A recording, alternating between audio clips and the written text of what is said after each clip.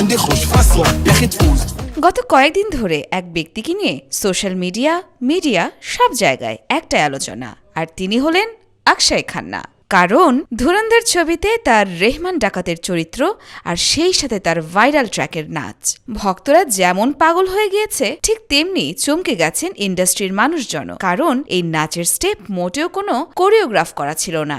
সহ অভিনেতা ড্যানিশ পান্ডার জানান, শুটিং চলাকালীন হঠাৎই অক্ষয় পরিচালককে জিজ্ঞেস করেন, আমি কি নাচতে পারি? আর আদিত্য ধার বলেন, তোমার যা খুশি করো। তারপর ক্যামেরা ঘুরতেই অক্ষয় বানিয়ে ফেললেন নিজের আইকনিক এন্ট্রি স্টেপ। শটে উপস্থিত সবাই নাকি হতবাক। এক টেকে সবাই দিলেন একসাথে হাততালি। أخي دوس دوس عندي خوش فصلة কিন্তু গল্প এখানেই শেষ নয়। এবার ভাইরাল হয়েছে 1989 সালের একটি পুরনো ভিডিও, যেখানে পাকিস্তানের সাবেক অধিনায়ক ইমরান খানকে দেখা যায় অভিনেত্রীর রেখা আর কিংবদন্তি বিনোদ খান্নার সাথে একই মঞ্চে।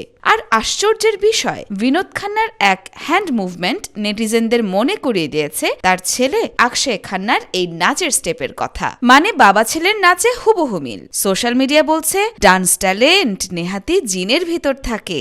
5 ডিসেম্বর 2025 সালে মুক্তি পাওয়া ধুরন্ধর ছবি ইতিমধ্যে ব্লকবাস্টার। রণবীর সিং, সঞ্জয় দত্ত, অর্জুন রামপাল আর মাধবনের মতো তারকাদের পাশাপাশি অক্ষয় খান্না কাটছেন বিশেষ নজর। প্রথম সপ্তাহেই ছবিটি বিশ্বব্যাপী আয় করেছে 100 কোটিরও বেশি। পুরো দেশ এখন শুধু এক কথাই বলছে, Akshaye Khanna is back and how. তার ভাইরাল নাচ এখন ট্রেন্ডের টপে। ইয়োরমা শায়ের জাহান, দেশকার নিউজ।